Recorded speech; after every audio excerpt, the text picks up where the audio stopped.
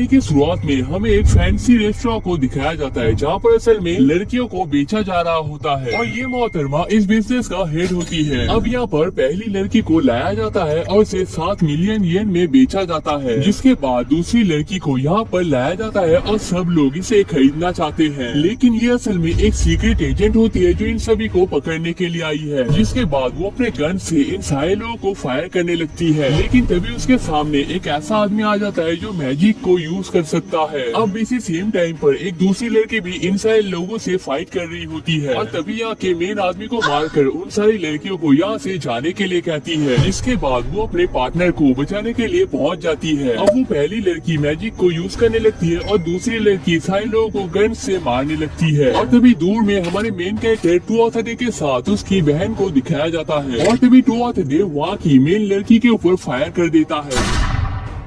अब हमें to author के पास लाइफ को दिखाया जाता है जहाँ पर वो अपने असिस्टेंट के साथ एक सीरियस मिशन में होता है, लेकिन टू ऑथर इस मिशन के बीच में से ही जाने लगता है, जिस वजह से ज्यादातर क्रिमिनल्स यहाँ पर बच जाते हैं। और इसे देख उसकी असिस्टेंट बहुत ही गुस्सा हो जाती है, लेकिन टू ऑथर कहता है कि उसे जितना काम दिया गया है वो उससे ज्यादा नहीं कर सकता है। लेकिन तभी टू ऑथर उनके कार को तेजी से चलाने लगता है क्योंकि एक ड्रोन ने उन्हें स्पॉट कर लिया है और कई सारे टैंक्स उनका फॉलो करने लगते हैं। लेकिन तभी उन टैंक्स के फायर करने की वजह से उनका कार यहाँ पर ब्लास्ट हो जाता है। लेकिन ये असल में टू ऑथर का एक प्लान होता है और वो बीच में से ही इस कार से निकल गया था और अब वो दोनों एक ऐसी जगह पर पहुंच चुके हैं जिसके आसपास कोई भी आदमी मौजूद नहीं है। अब टू ऑथर अपने पार्टनर का ट्रीटमेंट करने लगता है क्योंकि कार से कूदते वक्त उसके पैर पे चोट लग गया था। अब वो दोनों रात में यहाँ पर सो ही रहे होते हैं, लेकिन तभी उसका असिस्टेंट उसके असासिन होने का रीजन पूछ लेता है। अब टू ऑथर असल में एक असासिन फैमिली में ही पैदा हुआ था, जिस वजह से उसके पास दूसरा कोई चारा नहीं था। लेकिन इस मिशन के बाद वो असासिन्स का टीचर बनने वाला है। लेकिन तभी टू ऑथर उस लड़की के गन को लेकर उसी की तरफ एम कर देता है और कहता है कि लोगों ने मेरा बहुत इस्तेमाल किया है, लेकिन अब मुझे मेरे टूल का भी इस्तेमाल करना है। लेकिन वो लड़की कहती है,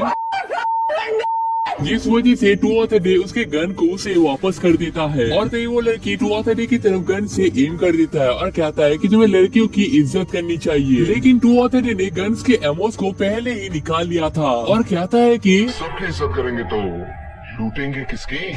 अब उन दोनों को यहाँ से जाने के लिए अपना पासपोर्ट मिल जाता है और तभी टू ऑथर सोचता है कि उसे इस लड़की के साथ एक और राउंड कर लेना चाहिए था। लेकिन इस प्लेन से जाते वक्त उनका प्लेन यहाँ पर हाईजैक हो जाता है और ये काम असल में टू ऑथर की टीम ने उसे मारने के लिए किया है। जिसके बाद टू ऑथर प्लेन के केबिन को संभालने की कोशिश करता है, लेकिन तभी एक और प्लेन आके टू ऑथर के प्लेन को ब्लास्ट कर देता है। अब टू ऑथर बहुत ही परेशान हो जाता है क्योंकि वो जाने से पहले 69 पोजीशन को ट्राई करना चाहता था, लेकिन तभी टू ऑथर गॉडेस के सामने स्पॉन हो जाता है और वो टू ऑथर के असैसिनेशन स्किल की वजह से एक दूसरा मौका देना चाहती है। लेकिन इसके बदले में टू ऑथर को इसके अगले वर्ल्ड के हीरो को मारना पड़ेगा। आज से करीब 16 साल बाद वो हीरो डीमन लॉर्ड को मारने वाला है, लेकिन उसके बाद उसका दिमाग थोड़ा सा पगला जाएगा, जिस वजह से आज से 16 साल बाद लेकिन 18 साल से पहले टू ऑथर को उस हीरो को मारना पड़ेगा और इसके बदले में वो उसे 69 करने का भी मौका देने वाली है।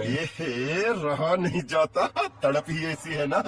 अब इतनी सुंदर लड़की हाथ से चली जाएगी, ये चीज अच्छा ठोए न लगता है, जिस वजह से टू ऑथर इस प्लान के लिए राजी हो जाता है। अब अगले वर्ल्ड में वो मैजिक पावर को भी यूज कर सकता है और गॉडेस की तरफ से उसे 5 स्किल चुनने का भी मौका दिया जाता है। लेकिन याद रखना हमारे मेन हीरो के पास 30 से भी ज्यादा स्किल्स मौजूद है। अब हम इस रैंक के रैपिड रिकवरी को चूज करते हैं, ए रैंक के स्पेल लीवर, जिसकी मदद से हम लोग नए नए स्पेल्स को क्रिएट कर सकते हैं। बी रैंक के लिमिटलेस ग्रोथ, जिसकी मदद से हमारा छोटा भाई आगे बढ़ पाएगा। सी रैंक पे मार्शल आर्ट को चूज करते हैं और डी वाला थोड़ा सा सीक्रेट है। अब इसके अलावा भी इस वर्ल्ड में 6 एट्रीब्यूट्स मौजूद है, जिनमें से 4 को हमें दिया जाता है। जिसके बाद वो गॉडेस कहती है कि तुम्हारी मॉम बहुत ही हॉट होने वाली है, तो अपने मुन्ना भैया को थोड़ा सा संभाल के रखना। जिसके बाद गॉडेस उसे उसके अगले वर्ल्ड में भेज देती है और टू ऑथर यहाँ पर पैदा भी हो जाता है। और टू ऑथर को देखने के बाद उसके डैड कहते हैं, ये जो प्रोडक्ट है ना, मतलब इससे वाहियात प्रोडक्ट ना, मैं देखना चाहता हूँ। मेरे को भगवान उठा दे, इतना गंदा प्रोडक्ट है। अब हमारा टुआ थर्टी 7 साल का हो चुका है और वो छोटे मोटे रैबिट्स को मार सकता है, लेकिन हमने अभी तक मैजिक टेक्निक को नहीं सीखा है क्योंकि इसके लिए एक मेंटोर की जरूरत होती है, लेकिन उसे अफोर्ड करने के लिए हमारे पास पैसे नहीं है। जिसके बाद टुआ थर्टी खाने को बनाने लगता है। पहले हम कुछ कैरेट्स को काट लेते हैं और रैबिट मीट को तैयार कर लेते हैं, जिसके बाद सब्जियों के साथ हम इस मीट को उबालने लगते हैं और हम एक बटर के मिक्स को तैयार करके उसे भी इसके साथ मिला लेते हैं और हमारा रैबिट सूप यहाँ पर तैयार हो चुका है। लेकिन हमें इतना मेहनत इसलिए करना पड़ता है क्योंकि हमारे मॉम को खाना बनाना ही नहीं आता है। खैर मॉम और डैड को ये खाना बहुत ही पसंद आता है और वो लोग गांव के सारे लोगों के साथ भी इस रेसिपी को शेयर करना चाहते हैं। जिसके बाद टुआ थर्टी के डैड उसे एक सीक्रेट रूम में लेकर पहुँच जाते हैं और उसके कपड़ों को उतार कर,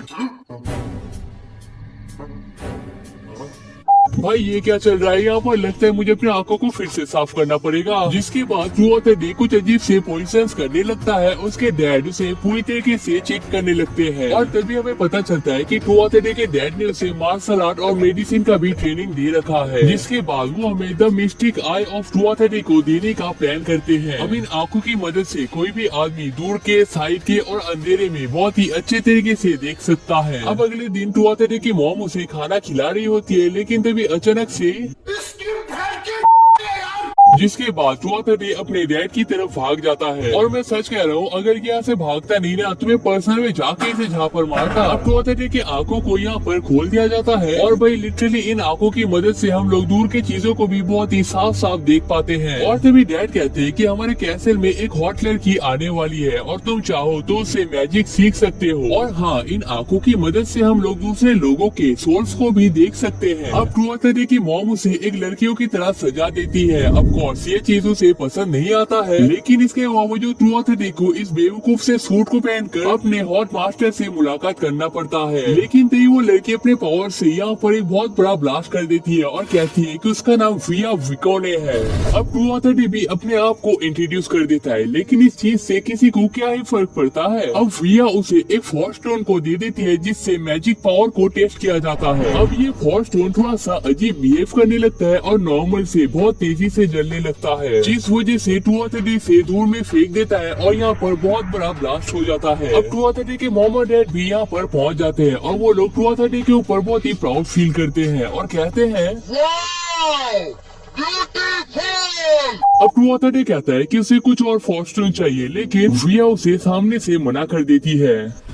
Emotional damage. अब रात में विया टुआ थर्टी के रूम में सोने के लिए पहुंच जाती है क्योंकि उसे उसके रूम में डर लग रहा है। और ये दोनों अगर से 12 साल के ना होते ना तो मैं इन दोनों के ऊपर केस कर देता। अब अगले दिन टेस्ट के दौरान पता चलता है कि टुआ थर्टी के पास एक नहीं बल्कि विंड, अर्थ, वाटर, फायर ये सभी स्किल्स अनलिमिटेड है, जो कि मुश्किल नहीं इम्पॉसिबल होता है। अब विया उसके मैजिक एबिलिटीज को अनलॉक करने की कोशिश करती है और वो यहाँ पर कामयाब भी हो जाती है। अब तुम्हें मैजिक स्पेल्स को यूज करने के लिए उन्हें पढ़ना आना चाहिए। जिसके बाद विया कॉपर को बनाकर दिखाती है और टुआ थर्टी भी फर्स्ट ट्राई में ही इसे बना लेता है। अब उस दिन रात को विया बहुत ही जेलस होती है क्योंकि टुआ थर्टी हर किसी काम में माहिर बनता जाता है। अब अगले दिन टुआ थर्टी प्रॉपर तरीके से कॉपर को बनाने में कामयाब हो जाता है। अब इस वॉल में स्पेल को यूज करने के लिए तो पहले उसे इमेजिनेशन में क्रिएट करना पड़ता है, लेकिन टुआ थर्टी यहाँ पर एक ग्लिच को निकाल लेता है। वो पहले विया को उस स्पेल को पेपर में लिखने के लिए कहता है, उसे यूज करके आयरन को भी बना लेता है। अब उन्हें रिसर्च करके पता चलता है कि इस वर्ल्ड में 36 मैजिक नंबर्स मौजूद हैं और इन्हीं का यूज करके वो लोग किसी भी मेटल के स्पेल को क्रिएट कर सकते हैं। और तभी एक स्पेल का यूज करके टुआ थर्टी इस वर्ल्ड में पहली बार मैजिक की मदद से गोल्ड को बना लेता है। और इसे देखने के बाद विया बहुत ही शॉक होती है, लेकिन जब वो इसे ट्राई करती है तो वो यहाँ पर बेहोश हो जाती है, जिस वजह से टुआ थर्टी स्पेल में कुछ चेंजेस कर देते हैं और इसकी मदद से विया भी गोल्ड को क्रिएट कर पाती है। अब इन दोनों का टाइम इसी तरीके से यहाँ पर स्पेंड हो रहा होता है, लेकिन एक दिन टुआ थर्टी मैजिक की मदद से गन को भी क्रिएट करना सीख जाता है और ये गन एक्चुअली में काम भी करता है और इस मैजिक टेक्निक को विया भी मास्टर कर लेती है। और तभी टुआ थर्टी एक जायंट टैंक को बनाकर उससे फायर कर देता है और ये फायर किसी न्यूक्लियर बॉम्ब की तरह फील होता है। अब अगले दिन वो दोनों बहुत ही सैड होते हैं क्योंकि टुआ थर्टी का ट्रेनिंग खत्म हो चुका है और अब विया को अपने घर वापस जाना पड़ेगा। लेकिन जाने से पहले विया उसे एक फोर्स स्टोन दे देती है और इसके बदले में जब भी विया को मदद की जरूरत होगा तो टू ऑथोरिटी को जाकर उसकी हेल्प करनी पड़ेगी। और तभी टू ऑथोरिटी उसे एक नाइफ दे देता है जिसे उसने अपने खुद के मैजिक पावर से बनाया है। अब अगले दिन विया यहाँ से चली जाती है और वो दोनों ही बहुत ही सैड हो जाते हैं। अब डैड हमें एक और जगह पर ले जाने लगते हैं जहाँ पर हमारा एक और टेस्ट होने वाला है। डैड हमें जेल में लेकर पहुँच जाते हैं जहाँ पर हमें एक रियल आदमी को मारना पड़ेगा क्योंकि ज्यादातर लोग अपने फीलिंग्स को कंट्रोल ही नहीं कर पाते हैं। और हमारा पहला टेस्ट एक लड़की के ऊपर होने वाला है। इस लड़की ने एक घर में चोरी करने के बाद उस पूरे घर को आग लगा दिया था जिस वजह से उस घर के सारे मेंबर्स मारे गए हैं। और तभी वो लड़की यहाँ पर रोने लगती है और कहती है कि वो बहुत ही गरीब है और इसके अलावा उसके पास दूसरा कोई चारा नहीं था। लेकिन तभी हम उस लड़की के हाथ को काट देते हैं। लेकिन तभी वो लड़की अपना कंट्रोल खो बैठती है और कहती है कि वो जल्दी हमें खत्म करने वाली है। लेकिन तभी हम एक नाइफ को फेंक कर उसी के खेल को खत्म कर देते हैं। अब अगले दिन हम फैमिली मेंबर्स के साथ बाजार में घूमने के लिए जाते हैं क्योंकि इस साल खेती बहुत ही अच्छी हुई है। लेकिन तभी मम टू ऑथोरिटी के लिए कुछ कुकीज को खरीदना चाहती थी लेकिन टू ऑथोरिटी इसके लिए मना कर देता है। लेकिन तभी मॉम यहाँ पर रोने लगती है और कहती है कि बच्चे होने के बावजूद तुम बच्चे की तरह बिहेव नहीं करते और अगर ऐसा ही चलता रहा तो वो यहाँ से चली जाएंगी, जिस वजह से टू ऑथोरिटी इसके लिए राजी हो जाता है। और तभी टू ऑथोरिटी की मॉम उससे हक कर लेती है और कहती है कि उन लोगों ने एक कुकी उन्हें फ्री में दे दिया है। अब इस साल जानवरों की क्वांटिटी भी बहुत ज्यादा होने की वजह से मीट की भी कोई कमी नहीं होती है। और टू ऑथोरिटी ने जिस सूप की रेसिपी को बनाया था यहाँ के सारे लोगों को वो बहुत ही पसंद आता है। अब टू ऑथोरिटी बहुत स्ट्रॉन्ग तो है लेकिन अकेले के पावर से वो हीरो को नहीं हरा सकता, इसलिए वो बाजार में एक ऐसे आदमी को ढूंढने के लिए आया है जिसके पास माना मौजूद है। उसे एक औरत मिल तो जाता है लेकिन ये बहुत ही बूढ़ी हो चुकी है, जिसके बाद वो टावर के ऊपर से माना वाले आदमी को ढूंढने की कोशिश करता है लेकिन इनमें से किसी के पास भी माना नहीं होता है। जिसके बाद अगले दिन हम फिर से शिकार के लिए निकल पड़ते हैं। अब इसी जंगल में हमें एक लड़की के सीन को दिखाया जाता है। ये लड़की बहुत ही कमजोर हो चुकी है और चलने के भी काबिल नहीं है। असल में इसके घर में खाने की कमी की वजह से उसे यहाँ से निकाल दिया गया है और अब उसके पास कोई जगह नहीं है रहने के लिए। लेकिन तभी यहाँ पर कई सारे वुल्फ आने लगते हैं और एक वुल्फ तो उस लड़की के ऊपर अटैक भी कर देता है। दूसरी तरफ टू ऑथोरिटी भी इसी जंगल में घूम रहा होता है और फील कर पाता है कि यहाँ पर कई सारे वुल्फ मौजूद है और वो उसी डायरेक्शन में जाने लगता है। और तभी उस लड़की को देखने के बाद उसे बचाने के लिए पहुँच जाता है और अपने पावर्स को एक्टिवेट कर देता है। लेकिन तभी तो वुल्फ हमारे हैंड्स को पकड़ लेते हैं लेकिन तभी हम उन्हें तेजी से मार देते हैं। और हमने जितने भी नए टेक्निक सीख रखे हैं उन सारे टेक्निक्स को इन वुल्फ्स के ऊपर यूज करने लगते हैं और इन सारे वुल्फ्स का खेल यहीं पर खत्म हो जाता है। अब इस लड़की का नाम है टार्ट और टू ऑथोरिटी से यहाँ पर होने का रीजन पूछ लेता है। टार्ट कहते हैं कि ठंडी की वजह से उसकी फैमिली शिकार नहीं कर पा रही है और खाने की कमी की वजह से उसे उसके घर से निकाल दिया गया है, जिस वजह से वो पास ही के रीजन में जा रही है क्योंकि वहाँ पर खाने की कोई कमी नहीं है। जिस वजह से टू ऑथोरिटी उस वुल्फ के मीट को यूज करके सूप को बना लेता है और एक कप सूप उस लड़की को खाने के लिए देता है। और इस लड़की को ये सूप इतना पसंद आता है कि वो एक और कप मांगने लगती है लेकिन टू ऑथोरिटी उसे कम खाने के लिए कहता है वरना वो अपना सारा खाना निकाल देगा और बता देता है कि वो असल में टू ऑथोरिटी रीजन का प्रिंस है। और तभी टार्ट शॉक हो जाती है और कहते हैं कि पिछली रात को उसके ड्रीम में गॉडेस आई थी और उसने कहा था कि एक पावरफुल पर्सन उसकी मदद करने वाला है। अब गॉडेस का नाम सुनने के बाद टू ऑथोरिटी को ऐसा लगता है कि गॉडेस ने ही इसे यहाँ पर भेजा है, जिस वजह से टू ऑथोरिटी बता देता है कि वो असल में एक असासिन है और उसने इससे पहले कई सारे लोगों को मार रखा है और इसी काम में उसे टार्ट की मदद की जरूरत है। टार्ट पहले थोड़ी सी परेशान तो होती है लेकिन और कोई रास्ता ना होने की वजह से वो यहाँ पर एक्सेप्ट कर लेती है और हमें पता चलता है कि इस लड़की के पास माना भी मौजूद है जिसलिए हमें दूसरे पर्सन को ढूंढना नहीं पड़ेगा।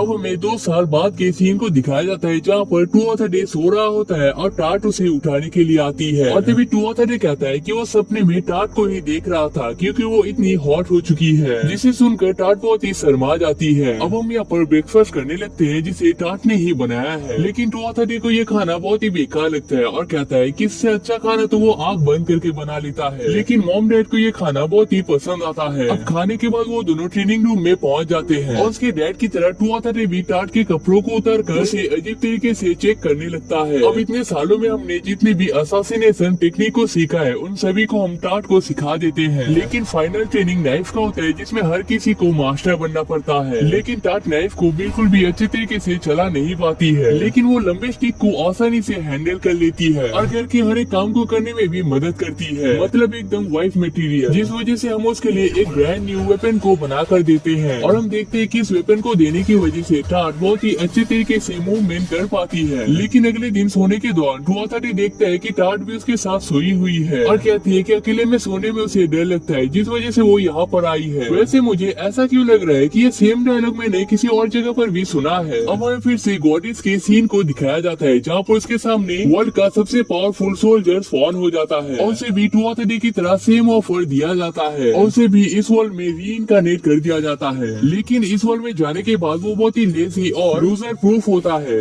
अब अगले दिन टू ऑथर डे टाट को लेकर बाजार में घूमने के लिए जाता है, क्योंकि इस साल खेती बहुत ही अच्छी हुई है। और तभी टू ऑथर डे को देखने के साथ ही एक आदमी मदद के लिए पहुंच जाता है। दूसरी तरफ एक औरत पिछले मदद के लिए कुछ फ्रूट्स को हमें दे देते हैं और एक और आदमी फर्टिलाइजर को देने के बदले में कुछ प्याज दे देता है। अब इसी तरीके से जाने से पहले हमारे पास कई सारी चीजें जमा हो जाती है और वो दोनों जाते वक्त टमाटर को खाने लगते हैं। और तभी टाट कहती है कि आप कितने अच्छे हो, अगर आप ना होते तो मेरा लाइफ शायद नरक बन जाता। लेकिन टू ऑथर डे कहता है कि तुम्हारी पावर की वजह से किसी भी कीमत पर मैं तुम्हें ढूंढ ही लेता। और तभी हमें पता चलता है कि जाने से पहले फिया ने जिस फोर्स स्टोन को दिया था उसी का यूज करके टू ऑथर डे ने यहाँ पर कई सारे फोर्स स्टोन की कॉपी बना लिया है, मेरे साथ अन्याय हुआ है, मेरे साथ अन्याय हुआ है। जिसे वो उस हीरो के खिलाफ फाइट में यूज कर सकता है। लेकिन तभी टाट आके कहती है कि डैड ने हमें बुलाया है और वहाँ पर जाने के बाद डैड हमसे टाट के बारे में पूछने लगते हैं। फिलहाल हमने टाट को सारे टेक्निक सिखा दिया है और वो किसी भी आदमी से लाख गुना ज्यादा पावरफुल बन चुका है और वैसे भी पूरे डिस्ट्रिक्ट में टाट के अलावा किसी के पास भी माना मौजूद नहीं है। और असल में इतने टाइम से टू ऑथर डे टाट के हर मूवमेंट को फॉलो कर रहा था और अब उसे पता चल चुका है कि टाट उनका कोई दुश्मन नहीं है। लेकिन तभी डैड कहते हैं कि वो हमारा फाइनल टेस्ट लेने वाले हैं, जिसके बाद हम खुद से मिशन को ले सकते हैं। और असल में इस बार हमें डैड के साथ फाइट करना पड़ेगा। जीतते हैं या हारते हैं वो मैटर नहीं करता है, लेकिन वो बस हमारे स्किल को देखना चाहते हैं। अब टू ऑथर डे यहाँ पर अटैक की तैयारी कर रहा होता है, लेकिन तभी उसके ऊपर एरो से फायर हो जाता है और तभी वो एक और ट्रैप में फंस जाता है, जिसका फायदा उठाकर उसके डैड उसके पैर को तोड़ देते हैं और डैड के अटैक्स भी बहुत ही फास्ट होते हैं। अब टू ऑथर डे अपने आप को हील करने लगता है और सोचता है कि उसके आज तक का सबसे पावरफुल विलेन है। और तभी उसके डैड फिर से उसके ऊपर अटैक करने लगता है और टू ऑथर डे किसी तरीके से अपने आप को प्रोटेक्ट करता है, जिसके बाद उसके डैड फिर से यहाँ से गायब हो जाते हैं। अब हमारे फास्ट मूवमेंट की वजह से हम लोग ठीक तरीके से रिएक्शन नहीं दे पा रहे हैं, जिस वजह से एक जगह पर शांत होकर हम डैड के मूवमेंट को फॉलो करने लगते हैं। तभी राइट साइड से एक नाइफ आता है जिसे हम तोड़ देते हैं, एक और लेफ्ट साइड से आता है जिसे हम डॉज कर लेते हैं और ऊपर से डैड भी आने लगते हैं, लेकिन हम उन्हीं के खेल में उन्हें फंसा देते हैं। अब हम इस ट्रेनिंग को पास कर जाते हैं और डैड को तो यकीन ही नहीं होता कि वो 12 साल के बच्चे से हार चुका है। और तभी डैड कहते हैं कि हमने फाइट के दौरान मैजिक को यूज क्यों नहीं किया था। टू ऑथर डे कहता है कि असल में एक स्किल का कॉन्टेस्ट था, लक की पावर का, जिस वजह से यहाँ पर मैजिक पावर को यूज करना एक चीटिंग हो जाता। अब टू ऑथर डे के डैड बहुत ही प्राउड होते हैं क्योंकि वो इसी माइंडसेट का टेस्ट ले रहे थे और कहते हैं कि उन्होंने सारी चीजों को सिखा दिया है जो वो सिखा सकते थे और इसके बाद से हमें अपना खुद का ट्रेनिंग खुद से ही करना पड़ेगा। अब हमें एक कैसल के सीन को दिखाया जाता है जहाँ पर एक राजा सो रहा होता है, लेकिन तभी एक वायर की मदद से उसके मुंह पे जहर को डाल दिया जाता है और उस राजा का खेल यही पर खत्म हो जाता है। दूसरी तरफ एक और किंग को दिखाया जाता है जिन्होंने 2 लड़कियों को पकड़ कर रखा है, लेकिन तभी डैड जाके उन्हें खत्म कर देते हैं और इसी तरीके से हम कई सारे लोगों का असासिनेशन करने लगते हैं। अब इसके बाद डैड को एक आदमी के ट्रीटमेंट के लिए बुलाया जाता है और इस छोटे से काम के बदले हमें कई ज्यादा पैसे दिए जाते हैं, जिस वजह से जाते वक्त टू ऑथर डे को ये चीज बहुत ही अजीब लगता है और असल में उस आदमी को ट्रीटमेंट का जरूरत ही नहीं था, वो बस हमसे कनेक्शन बनाना चाहता था ताकि हम उन पर अटैक ना कर सके। अब डैड कहते हैं कि असासिनेशन की जर्नी को स्टार्ट करने के लिए तुम्हें एक फेक आइडेंटिटी को लेना पड़ेगा और जब टू ऑथर डे पैदा हुआ था उसी टाइम पर उन्होंने एक मर्चेंट की फैमिली में भी हमारे नाम को रजिस्टर कर दिया था और मर्चेंट का मतलब वो आदमी जो सस्ते में चीजों को खरीद कर दूसरी जगह पर महंगे में बेचता है। और टू ऑथर डे को उस फैमिली में जाकर 2 सालों तक इलीग बाउलर के आइडेंटिटी के साथ ट्रेनिंग करना पड़ेगा और अमीर लोगों के साथ मर्चेंट के अच्छे कनेक्शन भी होते हैं, तो टू ऑथर डे को अमीर लोगों के साथ कनेक्शन भी बनाना पड़ेगा। अब कियान यानी कि डैड के बाद हमें इस घर का हेड बना दिया जाएगा, जिस वजह से यहाँ पर एक पार्टी को ऑर्गेनाइज किया जाता है, लेकिन अंकल का बेटा रोना इस चीज पर एग्री नहीं करता है। सब लोग उसे रोकने के लिए तो जाता है, लेकिन टू ऑथर डे कहता है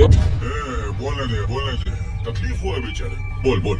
रोना कहता है कि वो टू ऑथर डे से कई गुना ज्यादा स्ट्रॉन्ग है और उसे ही इस घर का हेड होना चाहिए था और वो टू ऑथर डे को बैटल के लिए भी चैलेंज कर देता है। अब हम इस बैटल के लिए राजी हो जाते हैं और मैच के स्टार्ट होने के साथ ही हम उसे पीछे से पकड़ लेते हैं एक धारदार नाइफ के साथ, जिस वजह से 1 सेकंड में ही वो हार जाता है। लेकिन तभी रोना हम पे अटैक करने के लिए आता है, लेकिन हम उसे ही पटक देते हैं। अब हम इस बैटल को जीत जाते हैं, जिसे देख सब लोग तालियां मारने लगते हैं और तभी डैड कहते हैं कि पैदा होने के साथ ही उन्होंने हमारा हमारा ट्रेनिंग स्टार्ट कर दिया था और हमसे अच्छा इस घर को और कोई संभाल नहीं सकता। अब बाहर आने के बाद टुआथरी देखता है कि रोना बहुत ही परेशान होता है क्योंकि इससे पहले वो किसी भी बैटल में नहीं हारा है, लेकिन टुआथरी उसे एक कटाना गिफ्ट दे देता है क्योंकि उस जैसे पावरफुल लड़की को हमें जरूरत है और हम उसे अपना पार्टनर बनाने का ऑफर देते हैं और रोना इसे खुशी खुशी एक्सेप्ट भी कर लेता है। अब अगले दिन टुआथरी अपनी जर्नी को स्टार्ट करने वाला है और टार्ट भी उसके साथी में होता है। अब हमारा नाम अब टुआथरी नहीं रहा है, हमारा नाम बन चुका है ए लीग बाउलर, लेकिन फिर भी हम इसे टुआथरी कहकर ही पुकारेंगे क्योंकि इतना कंफ्यूजन कौन लेता है।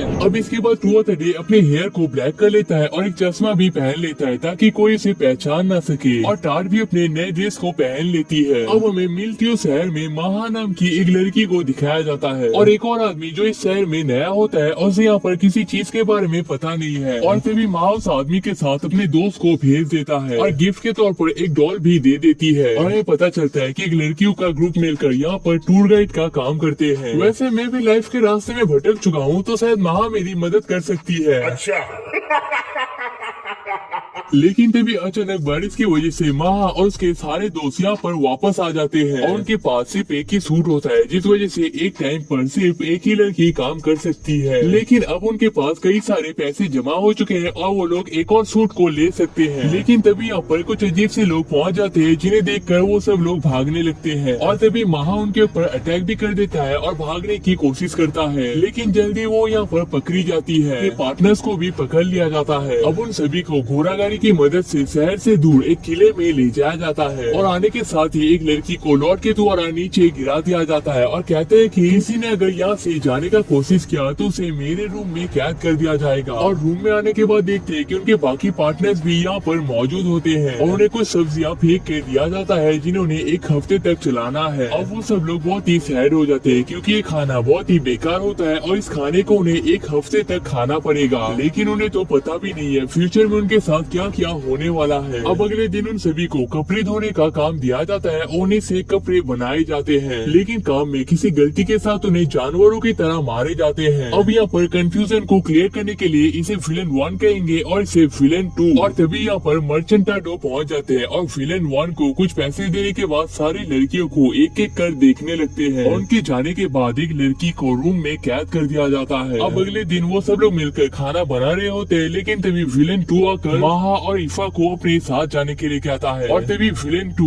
उन दोनों के कपड़ों को उतारने के लिए कहकर उनके ऊपर पानी डाल देता है और रात में महा ईफा को अच्छे तरीके से सजा देती है। अब रात में विलेन 1 ईफा को लेकर कहीं पर तो चला जाता है और सबके सोने के बाद उसे यहाँ पर वापस लाता है। अब महा ईफा से बात करने के लिए तो जाता है, लेकिन ईफा स्टोर रूम में जाकर छुप जाता है और देख के ऐसा लगता है कि वो बहुत ही फ्रस्ट्रेटेड हो चुकी है। अब महा का लाइफ यहाँ पर ऐसे ही कटने लगता है और वो लोग इस चीज पर कुछ भी नहीं कर पाते हैं। लेकिन एक दिन विलेन 1 कहता है कि वो खुद ईफा को ट्राई करना चाहता है। अब महा को इन सारी चीजों से कोई भी फर्क नहीं पड़ता है, लेकिन बाकी लड़कियां कहते हैं कि वो लोग महा के बदले में काम करना चाहते हैं, जिस वजह से उन्हें भी नहला दिया जाता है। लेकिन इस काम के प्रेशर को वो लोग सहन नहीं कर पाते हैं और उनमें से एक लड़की तो नाइफ को लेकर मुंह पर निशान बनाने लगती है क्योंकि इन निशान के साथ कोई भी उसके साथ रहना नहीं चाहेगा। अब इसी तरीके से 2 साल यहाँ पर बीत जाता है और विलेन 1 और 2 बात कर रहे होते हैं कि महा की भी उम्र हो चुकी है और वो एक भी है, जिस वजह से इस काम के बदले में उन्हें बहुत पैसा भी मिल जाएगा। लेकिन रूम के पास ही में महा मौजूद होती है और वो सारे बातों को सुन लेती है और तभी वो अपने सारे दोस्तों के पास के बारे में याद करने लगती है और भागकर स्टोर रूम में जाके अपने जान को खत्म करने की कोशिश करती है। लेकिन तभी यहाँ पर टुआथरी पहुँच जाता है और कहता है कि अगर तुम थोड़ी सी स्माइल करोगी तो बहुत ही अच्छी लगोगी। और हमें पता चलता है कि टुआथरी एक लड़की को खरीदने के लिए आया है और यहाँ पर लड़कियों को खरीदना कोई गलत बात नहीं है क्योंकि ये असल में एक ऑर्फन है। हालांकि यहाँ पर ऑर्फन वाले कुछ काम होते नहीं है, लेकिन किसी को क्या ही फर्क पड़ता है, ज्यादा दिमाग नहीं है हमारे पास, हमको घंटा फर्क नहीं पड़ता है। अब टुआथरी यहाँ पर महा को चूज कर लेता है और अपने सारे पेमेंट्स को भी क्लियर कर देता है। लेकिन तभी विलेन 1 कहता है कि पेपर के कुछ काम की वजह से 3 दिन बाद ही वो महा को भेज पाएंगे, जिस वजह से टुआथरी यहाँ से चला जाता है। अब यहाँ पर महा को नहला दिया जाता है क्योंकि वो अपने पहले कस्टमर के पास जाने वाली है और जिस लड़की ने अपने मुंह पे निशान को बनाया लिया था वो रोने लगती है और कहती है कि अगर उसके शक्ल पे ये निशान ना होता तो शायद आज उसे यहाँ पर चूज कर लिया जाता, और वो दोनों यहाँ पर रोने लगती है। अब महा को अपने पहले कस्टमर के पास ले जाया जा रहा होता है और विलेन 1 यहाँ पर बदतमीजी करने लगता है और कहता है कि 3 दिन के अंदर वो अपने सारे काम को फिनिश करने वाला है। जिसे सुनने के बाद ही महा इस कार से जंप लगा लेती है और जंगल के बीच में से माना को यूज करके भागने लगती है। लेकिन तभी उसके सामने विलेन नंबर 2 पहुंच जाता है और वो भी असल में माना को यूज कर सकता है और वो महा को भी पकड़ लेता है। लेकिन तभी यहाँ पर टुआताडे आकर विलेन नंबर 2 को पटक देता है और कहता है कि महा को देखने के साथ ही वो समझ गया था कि महा यहाँ पर बहुत बड़ी मुसीबत में है और वो किसी भी हालत में यहाँ से निकलना चाहती है। और तभी यहाँ पर विलेन नंबर 1 भी पहुंच जाता है और वो दोनों मिलकर टुआताडे को मारने का प्लान करते हैं। लेकिन हम विलेन नंबर 1 को ट्रैप कर देते हैं और विलेन नंबर 2 को फिर से तेजी से पटक देते हैं। और तभी हम टाडो के कैसल में सोल्जर्स को भी भेज देते हैं और उसे वो लोग रंगे हाथों में पकड़ लेते हैं। और तभी हम देखते हैं कि जिस लड़की ने अपने शकल को बिगाड़ लिया था टुआताडे ने उसके शकल को फिर से सही कर दिया है और अब इस ऑफर को भी पूरी तरीके से बंद कर दिया जाता है। और हम महा को अपने साथ ज्वाइन करने के लिए कहते हैं और वो भी इस चीज के लिए राजी हो जाती है। अब बैरेट यानी कि टुआताडे का नकली भाई यहाँ पर बीमार होता है, जिस वजह से टुआताडे उसका चेकअप कर लेता है। लेकिन हम किसी को भी इसके बारे में बताने से मना कर देते हैं। और तभी बेलमैन यानी कि टुआताडे का नकली बाप हमें कुछ पेपर्स को दिखा देते हैं जिनका मतलब है कि इस आदमी ने महा को अडॉप्ट कर लिया है और अब महा बॉलर फैमिली का हिस्सा और हमारी बहन बन चुकी है। अब यहाँ पर 6 महीने बीत जाते हैं और टुआताडे के डैड कहते हैं कि उन्होंने एक वाइन के शॉप को खोला था लेकिन वो पूरी तरीके से फेल हो चुका है, जिस वजह से वो उस वाइन शॉप को हमारे नाम करने वाले हैं और हम वहाँ पर जो चाहे वो बेच सकते हैं क्योंकि वो हम पर पूरा ट्रस्ट करते हैं। अब टुआताडे अपने घर पहुँच जाता है और वहाँ पर महा और टाट ने मिलकर टुआताडे के लिए स्पेशल डिश को बनाया है। ये खाना हमें बहुत पसंद आता है और हम उस शॉप के बारे में इन दोनों को बता देते हैं। अब हमें कुछ ऐसा बेचना पड़ेगा जिससे हमारा ज्यादा प्रॉफिट हो सके और ये बड़े राजाओं को भी पसंद आना चाहिए, जिससे हमें उनके साथ कांटेक्ट करने का मौका मिलेगा, जिस वजह से हम ब्यूटी प्रोडक्ट को बेचने का प्लान करते हैं। और इस टाइम पर हम 13 साल के हो चुके हैं, जिसका मतलब है कि उस हीरो को मारने के लिए हमारे पास 5 साल का टाइम बचा हुआ है। और तभी हमारे रूम में टाट और महा पहुंच जाते हैं हमारे साथ सोने के लिए और कहते हैं कि इस बार उन दोनों को अकेले सोने में डर लग रहा है, जिसलिए वो यहाँ पर आए हैं। लेकिन टुआताडे कहता है झूठ पे झूठ बोलती जा रही है, शर्म नहीं आती?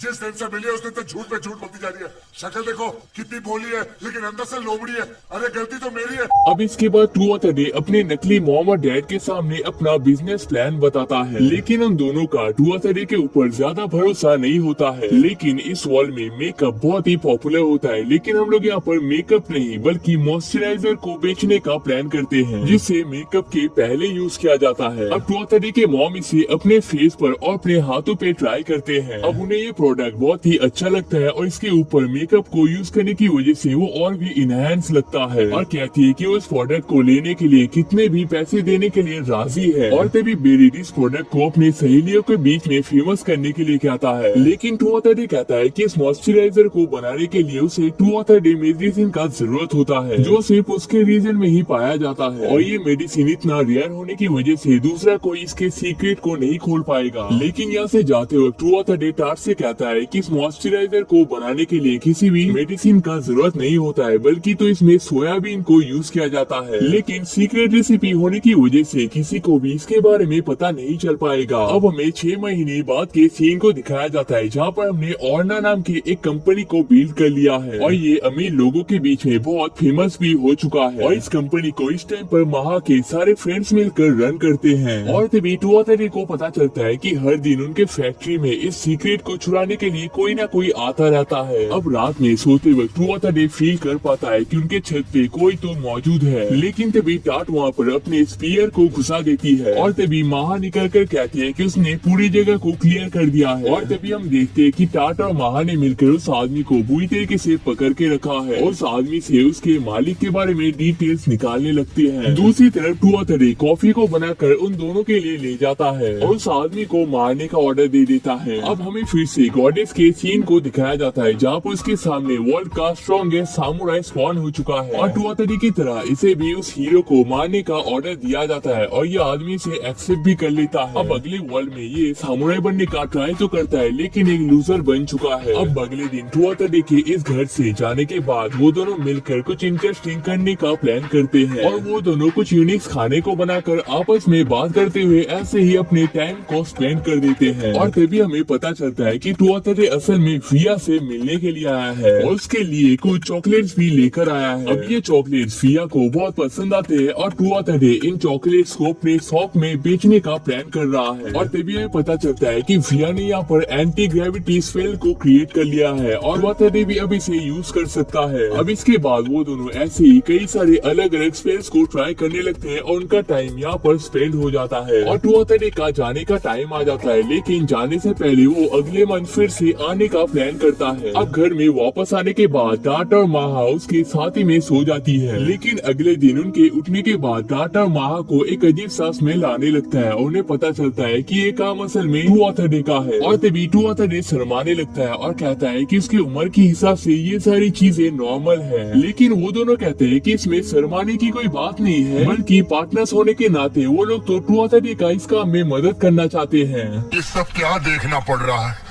अच्छा है मैं अंधा हूँ। अब हम देखते हैं कि माहा के दो फ्रेंड रास्ते से ट्रेवल कर रहे होते हैं। उनके हाथों में किसी के लिए गिफ्ट होता है लेकिन तभी तो आदमी आकर उन दोनों को पकड़ लेते हैं और उनसे उनका पैसा मांगने लगते हैं। लेकिन तभी वहाँ पर माहा पहुँच जाती है और उन दोनों को मारने लगती है और तभी हमें पता चलता है कि ये दोनों गुंडे इस शहर में नए होते हैं। और तभी माहा उन दोनों को और भी बुरी तरीके से मारने लगती है और कहती है कि अगर तुमने इन लड़कियों के ऊपर आंख उठाकर भी देखा तो तुम दोनों को नरक में भेज दिया जाएगा। अब हमारा बिजनेस बहुत ही अच्छे तरीके से चलने लगा है और माहा के थ्रू हम किसी भी डिटेल को आसानी से पता लगा सकते हैं। और तभी टाट हमारे पास आकर कुछ बटन्स को दिखा देती है जिन्हें उनने बैटल फील्ड में लोगों को मारकर उनके कपड़ों से कलेक्ट किया है और इस टाइम पर टाट सुपर फास्ट असासिन बन चुकी है। दूसरी तरफ हमारे मॉइस्चराइजर और चॉकलेट के बिजनेस की वजह से अमीर लोगों के साथ हमारे बहुत अच्छे कनेक्शन बनने लगे हैं। लेकिन फाइनली हमारे 2 साल का टाइम यहाँ पर खत्म हो चुका है जिसका मतलब है कि अब हमें हमारा घर फिर से वापस जाना पड़ेगा। लेकिन तभी माहा कहती है कि वो हमारे बिजनेस को पासी के शहर में भी फैलाना चाहती है जिसके लिए उसने एक अच्छी जगह को भी चूज कर लिया है। और गाइस इस कंपनी को हम अब रन नहीं कर सकते जिस वजह से इस पूरे कंपनी को हम माहा और उसके दोस्तों के हाथों में देने वाले हैं। लेकिन देने से पहले हमने माहा के ऊपर थोड़ा सा रिसर्च किया था। असल में माहा इतना गरीब नहीं हुआ करती थी। उसके डैड एक टाइम पर बहुत बड़े बिजनेसमैन हुआ करते थे लेकिन उसके पार्टनर ने उन्हें धोखा देकर मार दिया था। लेकिन इन सब के बावजूद भी माहा ने अपने लिए एक छोटे से बिजनेस को स्टार्ट कर लिया था और प्रेजेंट टाइम में भी वो बहुत अच्छा परफॉर्म कर रही है। लेकिन वो इस टाइम पर जिस प्रॉपर्टी को खरीदना चाहती है वो एक टाइम पर उन्हीं का प्रॉपर्टी हुआ करता था। लेकिन इसके बावजूद हम उसे परमिशन दे देते हैं जिसे सुनकर माहा बहुत ही खुश होती है। लेकिन तभी यहाँ पर माहा के सारे दोस्त आने लगते हैं और एक यूनिक टी बैग को देने के बाद कहते हैं कि आप कितने अच्छे हो और आपके बगैर हमें यहाँ पर आने का कभी भी मौका नहीं मिल पाता और हमारे जाने के बाद भी वो लोग हमेशा हमें मिस करने वाले हैं। अब माहा हमारे हेयर को क्लियर कर देती है। उसे पता नहीं था कि हमारे हेयर का कलर असल में व्हाइट है। अब यहाँ से जाते वक्त माहा थोड़ी सी जेलस होती है क्योंकि इसके बाद से हमें सिर्फ टाट के साथ ही रहना पड़ेगा। लेकिन इसके बावजूद वो टुआतडी का अच्छे से ख्याल रखने के लिए कहती है और कहती है कि वो जब पहली बार टुआतडी से मिला था तो उसने उसके ऊपर ट्रस्ट नहीं किया था। उसे पता था कि टुआतडी असल में माहा के माना को यूज करना चाहता है असासिनेशन के लिए। लेकिन इसके बावजूद उसे टुआतडी के साथ टाइम स्पेंड करने में बहुत ही मजा आया है और वो टुआतडी को अपने हाथ से बना एक डॉल को दे देता है और उसे वापस आने का प्रॉमिस करवा लेता है और कहती है कि अगर तुम मुझसे मिलने के लिए नहीं आते हो तो ये तुम्हारे लिए बहुत ही बुरा होगा। जिसके बाद टुआतडी यहाँ से चला जाता है और तभी माहा सोचती है कि उसके मन में टुआतडी के लिए जो फीलिंग्स मौजूद है वो शायद उसे कभी भी शेयर नहीं कर पाएगा। और तभी रास्ते में टुआतडी कहता है कि उन्हें जो डिलीवरीज का काम मिलता है उनमें से कुछ वो टाट को भी करने के लिए देगा जिस वजह से उसे माहा के साथ मुलाकात करने का मौका मिल जाएगा। लेकिन टाट उसे बता देती है कि माहा असल में उसके साथ नहीं बल्कि टुआतडी के साथ ज्यादा मिलना चाहती है। लेकिन ये सारी बातें माहा ने उसे बताने के लिए मना किया था। लेकिन तभी उनके घोड़ा गाड़ी के सामने कई सारे स्पिरिट वुल्फ पहुंच जाते हैं और तभी टाट अपने स्पीयर को एक्टिवेट कर लेती है और एक वुल्फ को मार देती है। दूसरे पर मैजिक टेक्निक को यूज करती है और तीसरे को अपने हाथों से मार देती है। अब इन सारी चीजों को देख 230 इम्प्रेस हो जाता है और कहता है कि उसने पहले से बहुत ही इम्प्रूवमेंट कर लिया है। लेकिन यहाँ से जाते वक्त वो लोग देखते हैं कि उनके सारे खेत सोयाबीन के बन चुके हैं, जिसे हम असल में अपने मॉइस्चराइजर फैक्ट्री में यूज करते हैं। और तभी हमें आता देखने के सारे लोग एक्साइटेड हो जाते हैं और हमें थोड़े बहुत वेजिटेबल्स देने लगते हैं और डेली इतने सारे ऑर्डर देने के लिए शुक्रिया अदा कर लेते हैं। लेकिन 230 कहता है कि हम इस रीजन को और भी इम्प्रूव करने वाले हैं। अब हमारे वापस आने के साथ ही मॉम बहुत ही एक्साइटेड हो जाती है और हमें गले लगा लेती है और कहती है कि दोबारा मुझे छोड़कर कहीं पर मत जाना, और कह देती है कि डैड ने हमें उनके स्टडी रूम में बुलाया है। और तभी डैड से मुलाकात करने के बाद डैड कहते हैं कि हम इस टाइम पर एक असली मर्द बन चुके हैं और कहते हैं कि जब उन्होंने मर्चेंट बनकर बड़े बड़े आदमियों से कांटेक्ट करने के लिए कहा था तो उन्हें पता नहीं था कि हम असल में इतनी बड़ी कंपनी को खड़ा कर देंगे। और इस टाइम पर इलिक बालर का नाम बहुत ही फेमस हो चुका है। लेकिन 230 कहता है कि इस काम में इलिक फैमिली ने उसकी बहुत ही मदद की है। लेकिन तभी डैड एक सीक्रेट बात को करने लगते हैं और कहते हैं कि वो इस टाइम पर एक ऐसे पोजीशन में आ चुके हैं कि वो चाहकर भी अपनी जॉब को नहीं छोड़ सकते हैं। लेकिन 230 अपने लाइफ में किसी को भी नहीं मारा है। उसने पहली बारी में बस उसके डैड का हेल्प किया था और दूसरी बारी में उन्हें सारी चीजें ऑर्डर में दिया गया था। लेकिन अगर किसी को इन असासिनेशंस के बारे में पता चल गया तो उनका लाइफ खतरे में आ जाएगा। और कहते हैं कि अगर 230 चाहे तो अपनी बाकी लाइफ को एक मर्चेंट की तरह बिता सकता है। लेकिन 230 कहता है कि वो अपना पूरा लाइफ सिर्फ एक असासिन बनना चाहता था और इतने एंड मोमेंट पर आकर वो अपने ड्रीम को नहीं छोड़ सकता। और कहता है कि वो विया के लिए कुछ अलग सा फील करने लगा है और वो उसी के साथ शादी करना चाहता है और इसके लिए उसे एक नॉर्मल फैमिली का हिस्सा रहना पड़ेगा। लेकिन इस रीजन को सुनकर उसके डैड यहाँ पर हंस देते हैं। अब हमारी लाइफ का सबसे पहला असासिनेशन का ऑर्डर दिया जाता है और हमें एक ऐसे आदमी को मारना पड़ेगा जो मिलिट्री के डिटेल्स को चुरा कर उन्हें ड्रग्स के बदले में बेच देता है और हम इस आदमी को जैसे चाहे वैसे मार सकते हैं। और तभी हमें गॉडेस के सीन को दिखाया जाता है जहाँ पर उनके सामने दुनिया का सबसे पावरफुल रैपर पहुँच जाता है और उसे भी सेम ऑफर दिया जाता है। लेकिन इस वर्ल्ड में रैप हर किसी को गाली की तरह लगता है।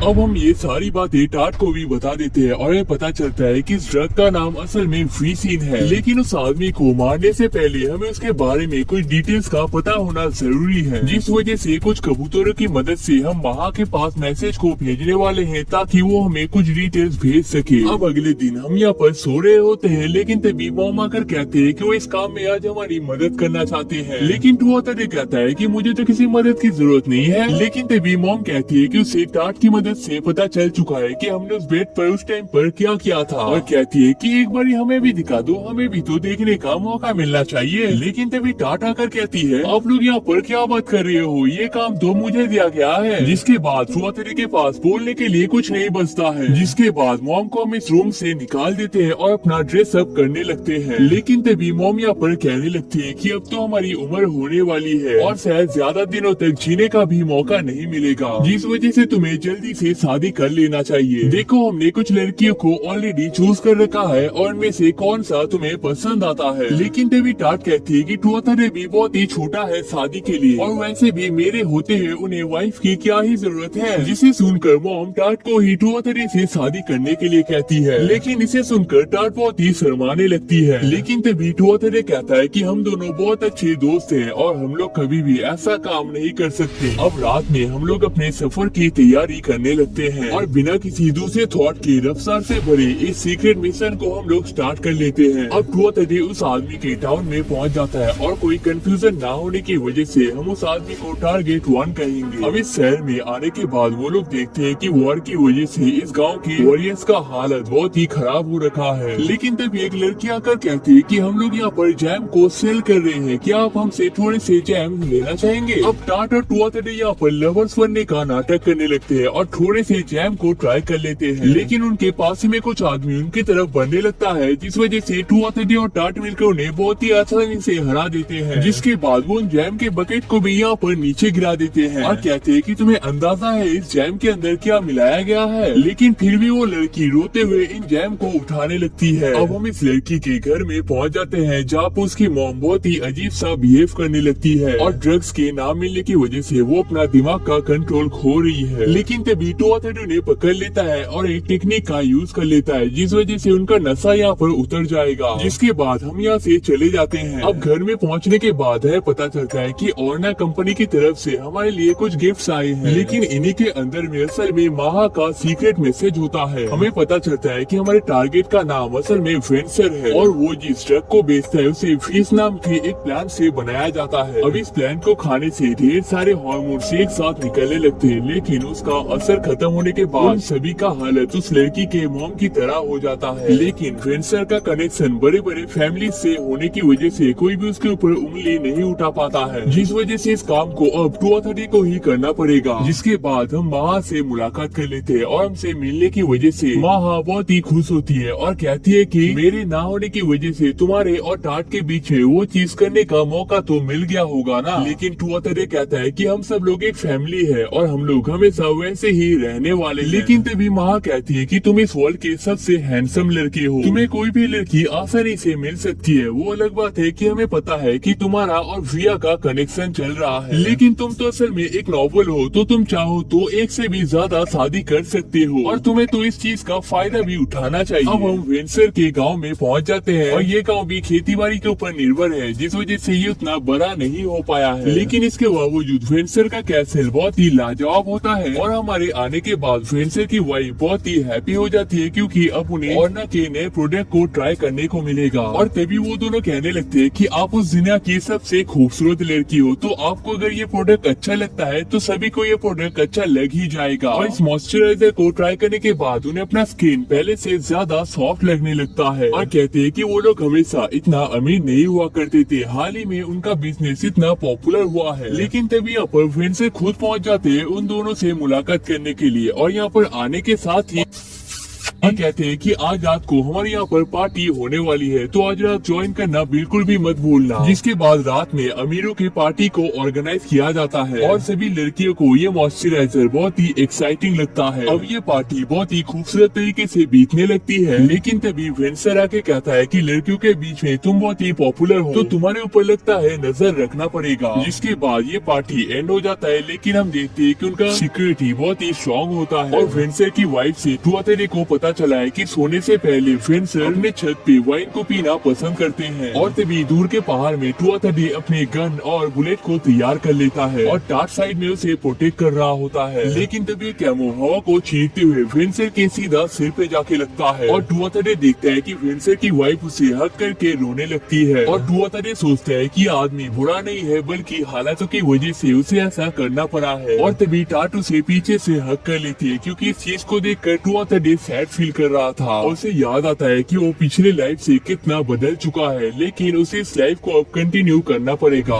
जिसके बाद टाट के साथ हम एक सीक्रेट ट्रेनिंग को करने के लिए गए थे, लेकिन टाट कहती है कि इस मिशन के दौरान उसे हमारे साथ टाइम स्पेंड करने का मौका मिला था, जिस वजह से उसे ज्यादा अच्छा लगा। जिसके बाद हम एक आइलैंड पर पहुंच जाते हैं जहाँ पर माहा हमारी वेट कर रही होती है और हमें पता चलता है कि माहा ने असल में इस आइलैंड के बारे में एक न्यूज़पेपर में सुना था। लेकिन यहाँ से जाते वक्त माहा कहती है कि उसके पास एक गुड न्यूज और एक बैड न्यूज मौजूद है। उन्हें एक सीक्रेट टूल के बारे में पता चला है जिसे गॉड का वेपन कहा जाता है। यह वेपन इस टाइम पर टेंटे मैग्नेस नाम के एक बंदे के पास है और शायद टेंटे ही असल में वो हीरो है जिसे मारने के लिए 2:30 को यहाँ पर बुलाया गया है और वो लोग इस टाइम पर उस वेपन को पाने का ही डील कर रहे हैं। लेकिन बुरा न्यूज ये है कि स्वेगो कंट्री में वॉर छिड़ चुका है और विया की फैमिली ने इस वॉर में ज्वाइन कर लिया है और वो सब लोग असल में एक आदमी के सामने हार रहे होते हैं और उस आदमी का नाम है टेंटे मैग्नेस, यानी कि जिसके पास ये वेपन इस टाइम पर मौजूद है। अब अगले दिन 2:30 विया से मिलने के लिए पहुंच जाता है और विया उसके लिए कॉफी बनाने लगती है और वो यहाँ पर बहुत ही खुश लग रही होती है और तभी 2:30 उस वॉर के बारे में पूछ लेता है। लेकिन विया कहती है कि उनके बस कुछ मेंबर्स ने इस वॉर में ज्वाइन कर लिया है, लेकिन इस चीज से उनके राज्य को कोई भी फर्क नहीं पड़ेगा। लेकिन तभी 2:30 टेंटे मैग्नेस के बारे में बता देता है और कहता है कि उसने अगर यहाँ पर अटैक किया तो तुम्हारा बचना मुश्किल हो जाएगा और कहता है कि इलीग बॉलर की आइडेंटिटी को यूज करके वो लोग उन्हें यहाँ से निकल सकता है। लेकिन विया कहती है कि तुम मेरे बारे में क्या सोचते हो, ये पूरा जगह मेरे फैमिली की तरह है और मुसीबत के टाइम पर मैं इसे छोड़कर नहीं जा सकता। और तो वो इस फालतू बातों को छोड़ने के लिए कहती है और कहती है कि चलो हम बाजार में घूम कर आते हैं। अब विया भी हमारी तरह हेयर को ब्राउन कर लेती है और हम दोनों मिलकर बाजार में घूमने लगते हैं और तभी 2:30 कुछ यूनिक खाने के बारे में बताने लगता है जिन्हें वो दोनों ट्राई कर सकते हैं। लेकिन तभी 2:30 को कुछ अजीब सा फील होता है और वो सेंस कर पाता है कि यहाँ पर जितने भी लोग मौजूद है उनमें से ज्यादातर वॉरियर्स हैं। लेकिन विया कहती है कि वॉर की वजह से ज्यादातर लोग अपने घर वापस आ चुके हैं। अब वो दोनों एक गेम को खेलने के लिए पहुंच जाते हैं। अब ट्रू ऑथर यहाँ पर एम को कर ही रहा होता है, लेकिन विया उसे रोक देती है और कहती है कि गेम के बीच में तुम मैजिक को यूज नहीं कर सकती, जिस वजह से ट्रू ऑथर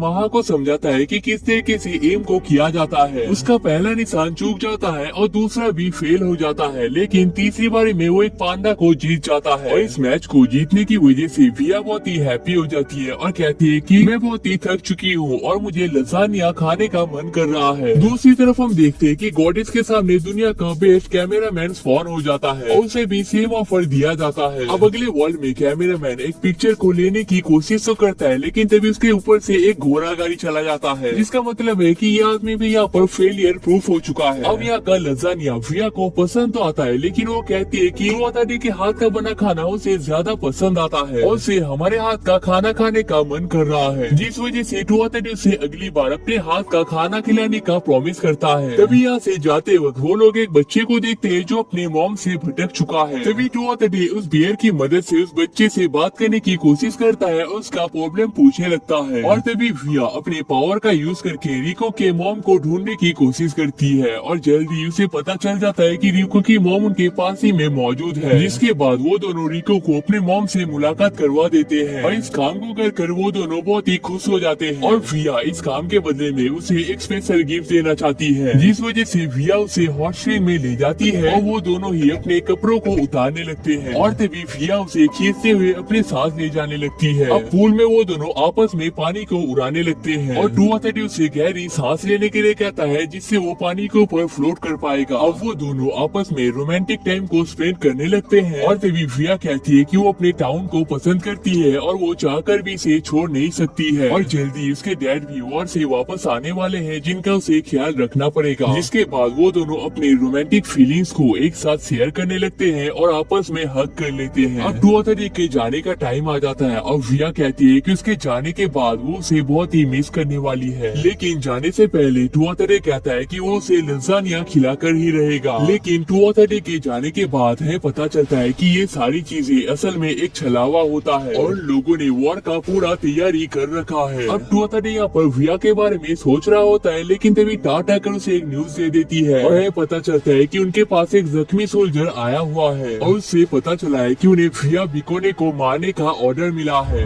लेकिन तभी ट्रू ऑथर कहता है कि विया तो असल में नोबल फैमिली का हिस्सा है, तो हम ऐसा कैसे कर सकते हैं, और अगर इस अटैक के बारे में बाकी नोबल फैमिली को पता चल गया तो हमारा लाइफ खतरे में आ जाएगा। लेकिन डैड कहते हैं कि आज से कुछ टाइम पहले स्वेगो में जिस वॉर को लड़ा गया था वहाँ पर विया के डैड हार गए थे, जिस वजह से उनका ज्यादातर प्रॉपर्टी उनके ओपोनेंट के पास जा चुका है। लेकिन वो लोग इस टाइम पर पूरे कंट्री में कंट्रोल पाना चाहते हैं, जिस वजह से वो लोग विया को मारना चाहते हैं। और विया इतनी अच्छी है कि उसने पूरे कंट्री को ही अपने साथ फाइट करने के लिए मना लिया है और शायद वो लोग इस बैटल को जीत भी जाए, लेकिन वो लोग ज्यादा दिनों तक टिक नहीं सकते हैं। और यही न्यूज ये सोल्जर हमें यहाँ पर देने के लिए आए थे। और तभी हमें पता चलता है कि असैसिनेशन के ऑर्डर को विया के डैड ने ही हमें दिया है और वो लोग असल में विया को मारने नहीं वाले हैं, बल्कि उसे मारने का नाटक करने वाले हैं। लेकिन ये चीज उनके रूल के खिलाफ है, जिस वजह से ट्रू ऑथर इस ऑफर को रिजेक्ट भी कर सकता है, जिस वजह से ट्रू ऑथर के डैड को वहाँ पर जाना पड़ेगा। लेकिन उनके पावर कम होने की वजह से वो ट्रू ऑथर को ही वहाँ पर जाने का रिक्वेस्ट करते हैं। अब ये सारी चीजें रूल के खिलाफ होने की वजह से ट्रू ऑथर इस ऑफर को लेना नहीं चाहता था, लेकिन वो फिर से अपने काम को अपने फीलिंग से ऊपर नहीं रखना चाहता था, जिस वजह से वो इसे एक्सेप्ट कर लेता है और कहता है कि इस जॉब को लेने के लिए उसके पास 3 रीजन है। पहला, विया ने उसे मैजिक टेक्निक सिखाया है, दूसरा, विया से ट्रू ऑथर शादी करने वाला है, और तीसरा, ट्रू ऑथर ने उसे प्रॉमिस किया था कि जब भी उसे मदद की जरूरत होगा ट्रू ऑथर उसका मदद करने के लिए पहुंच जाएगा। और तभी डैड कहते हैं कि हमारे इतने कड़े रूल्स होने के बावजूद उन्होंने भी हमारे रूल्स को एक बार ही तोड़ा था हमारी मॉम के लिए, और बताते हैं कि मॉम असल में बिकोने फैमिली का ही हिस्सा है और इसी वजह से हम तीनों के हेयर कलर सिल्वर व्हाइट है। लेकिन उन्होंने सोचा नहीं था कि हम भी उनकी तरह सेम काम को करेंगे। अब हमारे पास टाट पहुंच जाती है और कहती है कि वो हमारा मदद करना चाहती है, लेकिन ट्रू ऑथर कहता है कि हमें 300 किलोमीटर दूर जाना पड़ेगा, जो कि तुम्हारे लिए इम्पॉसिबल है। लेकिन टाट कहती है कि वो हमारे साथ नहीं जाने वाली, वो तो हमारे माना को बचाने में मदद करने वाली है। जिसके बाद वो अपने विंड स्पेल का यूज करके हमें तेजी से ले तेज आने लगती है। अब हमारे फुल तेजी की वजह से सामने का विंड फोर्स हमारे ज्यादातर माना को वेस्ट कर देता है, लेकिन इस सील की वजह से नेगेटिव एनर्जी क्रिएट हो रहा है और हम आगे की तरफ बढ़ रहे हैं। लेकिन इतने सारे प्रेशर को सहने की वजह से टाट को यहाँ पर तकलीफ होने लगती है और वो मन में सोचती है कि आज से कुछ साल पहले टुआथडे ने उसकी लाइफ को बचाया था खुद के फायदे के लिए। अब दूसरे लोगों को ये चीज बुरा तो लग सकता है, लेकिन इससे पहले टाट को किसी की भी जरूरत नहीं थी, जिस वजह से टुआथडे का मदद करके उसे अंदर से अच्छा फील होता है। लेकिन तभी यहाँ पर बारिश भी स्टार्ट हो जाता है, जिस वजह से सील का प्रेशर और भी बढ़ जाता है। अब टुआथडे उसे रोकने के लिए तो कहता है, लेकिन टाट अपने पूरे पावर को यूज करने लगती है और तभी टाट सोचती है कि टुआथडे ने अपनी लाइफ में काफी सारी चीजों को अचीव कर लिया है, जिनके लिए उन्हें एक टूल की जरूरत है और वो और कुछ बन सके या ना सके, लेकिन वो टुआथडे के लिए एक अच्छा टूल बनना चाहती है। लेकिन तभी टाट का सील यहाँ पर टूट जाता है और टुआथडे उसे तेजी से पकड़ लेता है। अब टाट यहाँ पर बुरी तरीके से रोने लगती है और कहती है कि इससे आगे वो बढ़ नहीं सकती है, लेकिन टुआथडे कहता है कि तुमने बहुत ही अच्छा काम किया है। जिसके बाद टुआथडे अपने जर्नी में अकेले ही आगे बढ़ने लगता है, जिसके बाद टाट और भी बुरी तरीके से रोने लगती है क्योंकि टुआथडे कभी भी उसका नहीं हो पाएगा। दूसरी तरफ हम देखते हैं कि गॉडेस के सामने दुनिया का बेस्ट टीचर स्पॉन हो चुका है, लेकिन इसे हीरो को पढ़ाने का काम दिया जाता है। एक और तरफ टुआथडे के डैड मॉम से कह रहे होते हैं कि हमारा बेटा बहुत ही पावरफुल है और इस अटैक को सिर्फ वही ही रोक सकता है। अब टुआथडे यहाँ पर आने के बाद देखता है कि फ्रिया के ओपोनेंट में 1500 से भी ज्यादा सोल्जर्स मौजूद है, जिनमें से कई सारे तो मैजिक यूजर्स भी होते हैं। लेकिन इनका सामना करने के लिए फ्रिया के पास सिर्फ 200 ही मेंबर्स होते हैं। लेकिन टुआथडे ये नहीं समझ पाता है कि इतने सारे सोल्जर्स होने के बावजूद वो सब लोग कैसल पर अटैक क्यों नहीं कर रहे हैं। और तभी टुआथडे तेजी से एक पोजीशन में जाकर जितने भी मैजिक यूजर्स होते हैं उन सभी को हेडशॉट मारने लगता है, जिसके बाद वो सब लोग डिफेंस मोड में पहुंच जाते हैं और टुआथडे की तरफ फायर करने लगते हैं। और तभी टुआथडे नोटिस करता है कि सारे मैजिक यूजर्स को पीछे रखा गया है, जबकि उन्हें सबसे फ्रंट में होना चाहिए था, जिसका मतलब है कि टाट यहाँ पर गन का यूज कर रहा है, जिस वजह से ये लोग आगे नहीं बढ़ पा रहे। और तभी टुआथडे अपनी मैजिक पावर का यूज करके उन सारे सोल्जर्स का बातें सुनने लगता है और उसे पता चलता है कि यहाँ पर ज्यादातर लोग घबराए हुए हैं। और टुआथडे ने यहाँ पर माना स्टोन को भी लाया था, जिसमें अपने मैजिक को यूज करके एरोस को शूट करने की वजह से यहाँ पर बहुत बड़े ब्लास्ट होने लगते हैं। लेकिन इन ब्लास्ट के खिलाफ लड़ने का उनके पास कोई भी तजुर्बा नहीं होता है, जिसके बाद टुआथडे टाट को नोटिस कर लेता है। लेकिन यहाँ पर बम्बार के फायदे को उठाकर सारे सोल्जर्स यहाँ पर आगे बढ़ने लगते हैं, जिसके बाद टुआथडे के आगे बढ़ते हुए यहाँ पर एक लड़की के बॉडी को नोटिस कर लेता है और अपने पावर का यूज करके फ्रिया के रूम तक जाने का रास्ता पता लगा लेता है। जिसके बाद एक बड़े से बैग को लेकर वो फ्रिया के रूम में पहुंच जाता है और फ्रिया को देखने के साथ ही उसे हग कर लेता है। दूसरी तरफ हम देखते हैं कि ईफा महा के पास एक लेटर को लेकर पहुंच जाती है, जिसे देखने के बाद महा कहती है कि ये लेटर तो उसे टुआथडे के पास भेजना पड़ेगा। अब हमें फिर से गॉडेस के सीन को दिखाया जाता है और वो प्राइम पावर से कहते हैं कि दुनिया के जितने भी टॉप क्लास लोग थे उन सभी के सोल को उसने इस वर्ल्ड में रीइंकार्नेट कर दिया है, लेकिन देख के ऐसा लगता है कि इनमें से कोई भी हीरो को नहीं हरा सकता है, जिस वजह से वो प्राइम पावर से हेल्प मांगते हैं। जिसके बाद प्राइम पावर दुनिया के सबसे पावरफुल सोल को भेज देते हैं, जो कि असल में टुआथडे का होता है। अब टुआथडे के इस सीन को देखने के बाद फ्रिया के डैड उससे हैंडशेक कर लेते हैं और कहते हैं कि उन्होंने ही फ्रिया को असासिनेट करने का